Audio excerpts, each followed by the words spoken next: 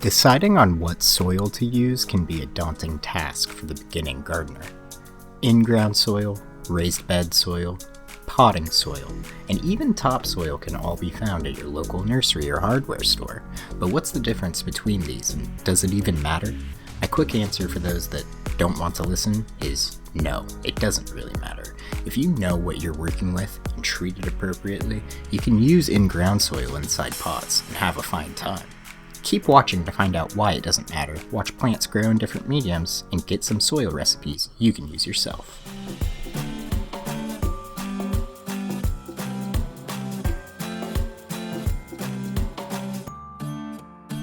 You could buy soil in bulk from nurseries or hardware stores.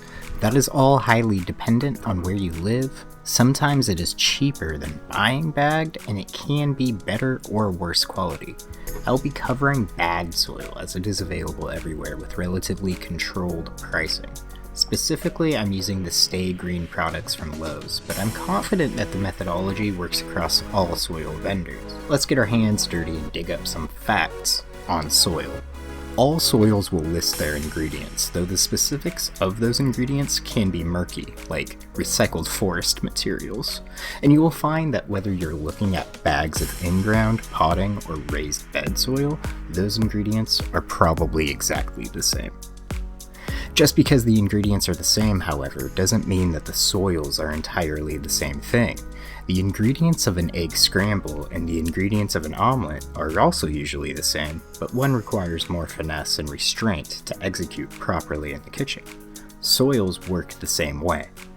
The bagged soils I have here are made up of reed, sedge, peat, recycled forest products, sphagnum peat moss, perlite, dolomitic garden limestone, and a wetting agent.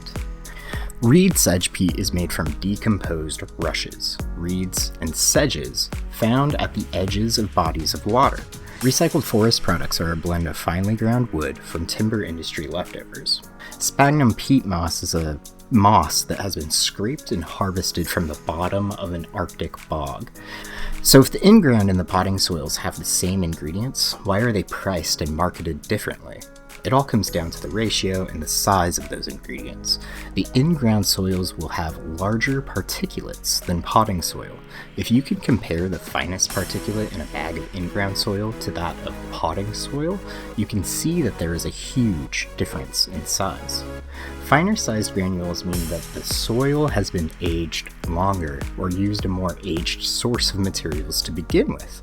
It also means that a seedling's roots are going to more easily grow throughout the soil and access water and nutrition more efficiently compared to soils with larger particulates.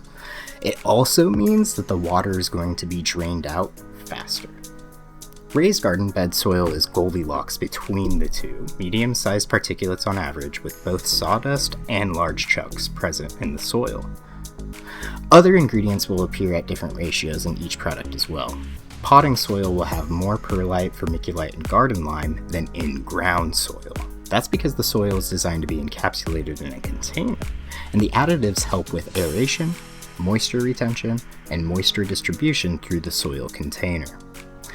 In-ground soils have much less perlite and vermiculite than potting soils. The idea is that the soil is going in the ground where water retention is naturalized, and they don't need the extra bells and whistles to keep the water in the soil. Instead of using amounts of additives, they used large particulates of wood debris. Larger particulates help create water pockets, areas where water sits naturally for longer.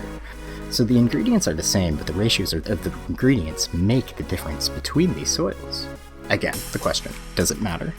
Like I said at the start, I don't think so. I have used in-ground soil in 4-inch pots for my second stage of seedling growth for years. I've also used potting soil and raised garden bed soil. They all accomplish the same job. The biggest difference between the three is the amount of watering they need, the amount of additional fertilizer that I use when I water. If you keep in mind that in-ground soil retains water better than potting soil, and therefore needs to be watered less, you will be just fine. There is also considerably less amount of water-soluble fertilizer in the in-ground soil. Those are the little green and yellow balls you see in bagged soils. On average, potting soils contain twice as much fertilizer as the in-ground. Since the in-ground soil is meant to amend native soils where nutrients are presumably already present, they don't need as much additional fertilizer in the bag. Most bagged soils, whether in-ground or potting, will guarantee 9 months of growth. The last notable difference between bagged soils is the presence of microbes.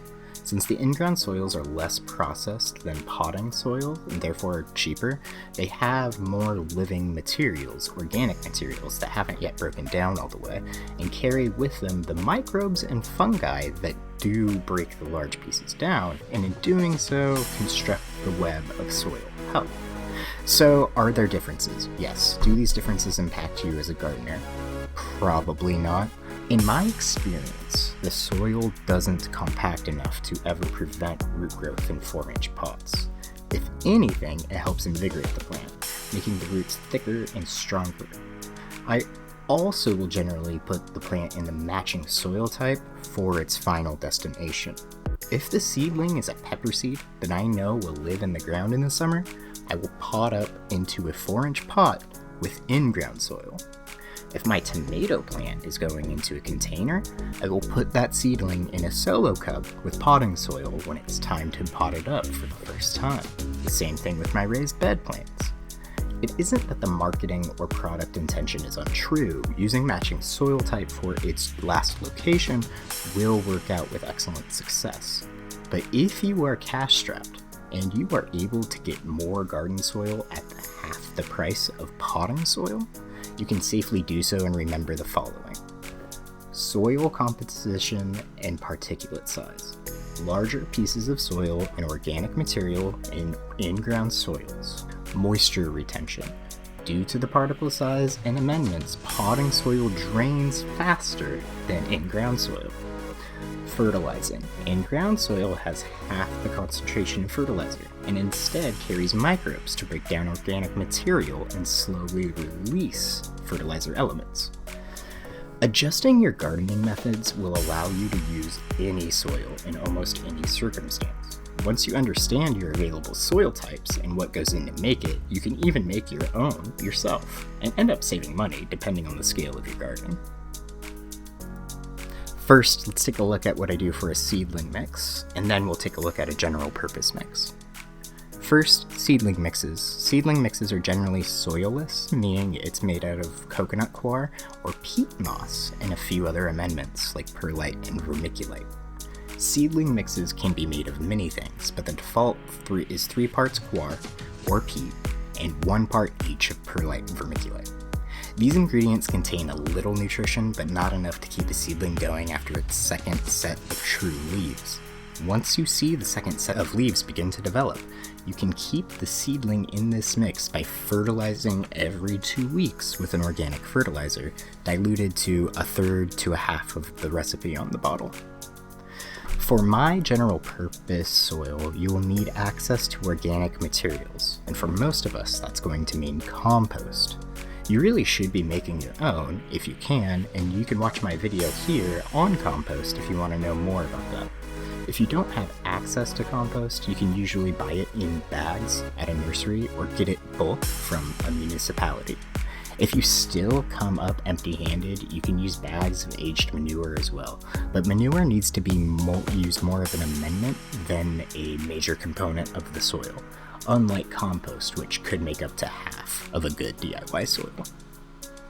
Other ingredients you can use are sand, perlite, dolomitic limestone for pH control if needed, vermiculite, old soil mixes from previous years or earlier garden endeavors. Really, you can do anything in a DIY soil recipe. My favorite recipe is 3 parts each compost and coir, 1 part each of vermiculite, perlite, and sand. This is basically the seedling mix from above, but with sand added for density and compost for organic material. This is my go-to mix for all things: potting, raised bed, and garden. It works, and you can amend it with anything, like a nice stew. Have a gallon of old soil and don't know what to do with it? Throw it in. Different plants will have different preferences for soil, whether that's the density, organic richness, or ability to retain moisture. So changing the soil you're making for the plant you're putting it in is always a good idea. Now you know all about soil, drop a comment and let me know if you made it this far.